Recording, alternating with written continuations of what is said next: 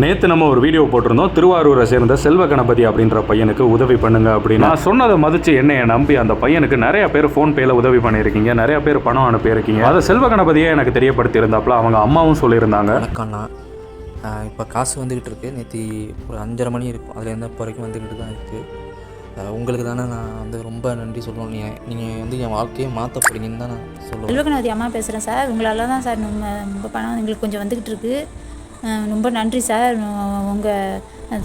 உங்கள் தயவு நாங்கள் இன்னைக்கு மறக்க மாட்டோம் சார். ரொம்ப நன்றி சார். நண்பர் செல்வ கணபதியும் அவங்க அம்மாவும் நன்றி சொல்லி ஒரு வாய்ஸ் மெசேஜ் அனுப்பியிருந்தாங்க. அந்த நன்றி எனக்கு மட்டுமானது கிடையாது, உங்கள் எல்லாருக்குமானது. நீங்கள் யாரெல்லாம் அந்த பையனுக்கு உதவி பண்ணீங்களோ உங்கள் எல்லாருக்குமே அந்த நன்றி போய் சேரும். நான் சொன்னதை மதிச்சு அந்த பையனுக்கு நிறைய பேர் பணம் அனுப்பி அதை ஸ்க்ரீன்ஷாட்டும் எடுத்து எனக்கு அனுப்பியிருந்தீங்க. இதில் முக்கியமாக நான் சொல்ல வேண்டியது, நிறைய பேர் அவங்கள்ட்ட இருக்கிற 10 ரூபாய் 20 ரூபாயை கூட அனுப்பிட்டு, அண்ணா என்கிட்ட இவ்வளோ தான் இருக்குது, இதை நான் அனுப்பியிருக்கேன்னு சொன்னாங்க. அந்த 10 ரூபா 10,000 ரூபாய்க்கு சமம். மறுபடியும் சொல்கிறேன், இதுவரை அனுப்புனவங்களுக்கும் நன்றி, இதுக்கு மேலே அனுப்ப போகிறவங்களுக்கும் ரொம்ப நன்றி.